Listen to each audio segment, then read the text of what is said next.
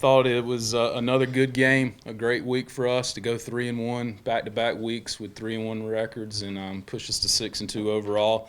Thought Luke was solid, but not his best outing. But he made a few mistakes there in the fifth inning. He was able to get us into the fifth, which was important.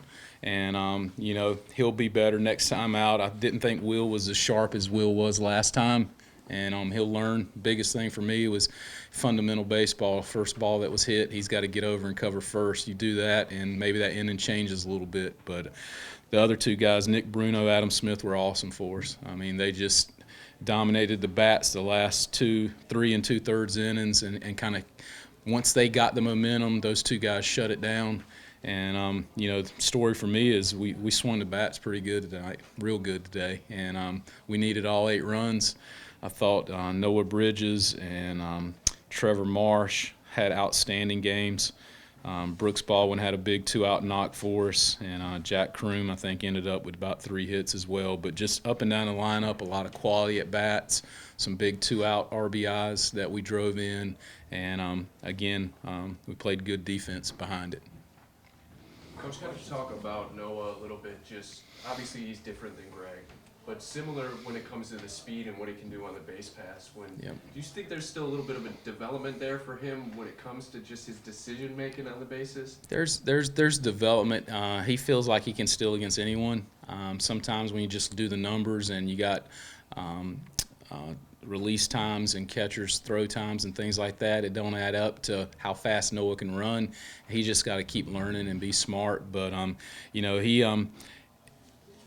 I pulled him out of the game yesterday because he didn't slide at second base. I don't know if a lot of you knew that, but he didn't slide, and that's the second time in a week that he's gone into second and didn't slide. And fundamental baseball, and could get hurt if you don't. So I said, hey, you're going to either learn or we're going to do this, and we'll do it often. And I don't know if it gave him a little, incentive, but he can change games with his speed just like Greg can. And we've just really been preaching to him like just more contact, just put the ball in play and run. And you notice he got a couple infield hits tonight, and it just puts a lot of pressure. But I'm proud of him. He bounced back. He didn't pout about what happened yesterday. He came. He was one of the first ones here at the ballpark today and ready to go, and had a really good game for us and really set the table. I know the game kind of got the weekend got kind of changed up with the weather and everything. But what was the just life for the team? Was that kind of stressful having to change everything around? In the spring, we're kind of used to it. Maybe the freshmen aren't, but if you've been here one season, you'll realize the games get moved around a lot, and you have some doubleheader days where you have to really be out here for a long time. But just the way the weather came in Thursday night, we weren't sure what was going to happen. Butler's flights got canceled, so they didn't show up. So then we had to kind of maneuver the rest of the weekend with one less team than what we originally scheduled. But it was good that we were able to get a game in on Friday with those two teams, and then the doubleheader for us. We were happy. We knew the weather would be better on Saturday and Sunday, so play 2 on Saturday and then play 1 today. But it's part of spring baseball. It's part of just playing a sport outside. You have to deal with the weather. Coach, can you talk about Cole a little bit? It seemed like early in the season he's kind of looks like he's pressing a little bit, but he had a couple really good at bats today, kind of going with pitches, sending them to the opposite field. Talk about that and just how important he's going to be going forward. Yep. Same thing. Cole dealt with a slight hamstring pull 2.5 weeks before the season started. Basically didn't see any live pitching for 2 weekends. And then we got him in that last weekend basically just to hit but not run. So we were real precautious with how we went about his health and his hamstring. So he's kind of getting back in the groove of seeing live pitch in the last 2 weeks. So I wouldn't say he's behind, but he was a little behind as far as just seeing live pitching. But he's a baseball player. He's one of our smartest kids, and as far as baseball intelligence, and he'll be fine, and he's clutch. I mean, if you've been around our program the last 2 years, I mean, throughout the season, but then in the postseason, he comes up with big hits for you and makes really good plays behind him, the defense, and I'm not worried about him at all. Just want to keep him healthy.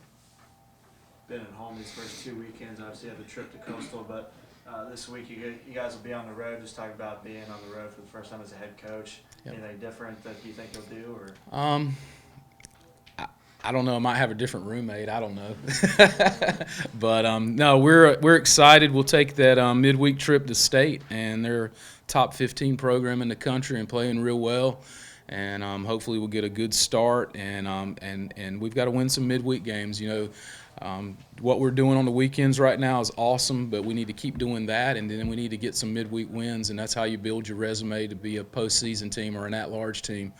But we'll do that. We'll come back Tuesday night, get in class Wednesday, and then after class Wednesday afternoon, we're going to go ahead and drive about 5 hours toward Asheville, spend the night, and then get up early Thursday morning and drive the rest of the way to Lexington, and then play an SEC program, program that has been good the last few years. But you know, brand new stadium they moved in last year. I think about a $40-45 million stadium, and the weather right now looks terrible. It looks like it's going to be in the 30s, and so we'll take some warm clothes, but hopefully some hot bats, and we'll get down there and win some baseball games.